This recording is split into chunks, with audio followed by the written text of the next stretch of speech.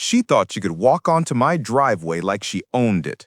But the law doesn't bend for Karen, and she learned that the hard way. My house sits on the corner of the neighborhood, and my driveway is wide enough to fit 3 cars. It's private property, clearly marked, paved by me, and maintained by me.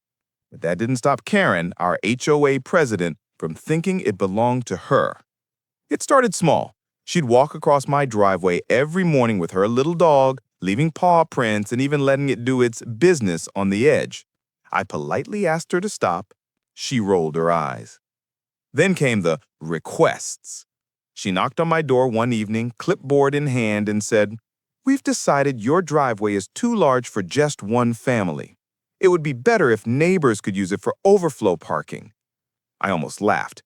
"Karen, it's my property. No one is parking here." Her face turned red.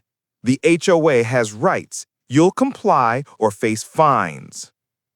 The next week, I found cars I didn't recognize parked on my driveway. When I knocked on the door to ask who owned them, Karen popped up with that smug smile. "Get used to it. We'll be sharing from now on." That was the last straw. I called the police and showed them my property deed, which clearly outlined the driveway as part of my parcel. When the officer knocked on Karen's door, she tried her usual act, hands on her hips, fake confidence, and endless complaints about community property. But the officer cut her off. "Ma'am, this is private land. You and your neighbors are trespassing. If you continue, you'll face charges." Her jaw dropped. "That can't be right. I'm the HOA president." The officer just shrugged. "Doesn't matter. The law trumps the HOA." From that day on, Karen backed off, but not before getting slapped with a warning and a formal notice. If she or anyone else set foot on my driveway again, it would be considered criminal trespass.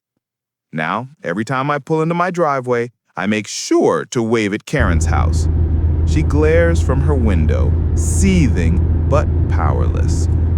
Sometimes the sweetest victory isn't revenge, it's watching someone realize they never had control to begin with. I am Liam, and trust me, the next HOA story is even worse. Subscribe now.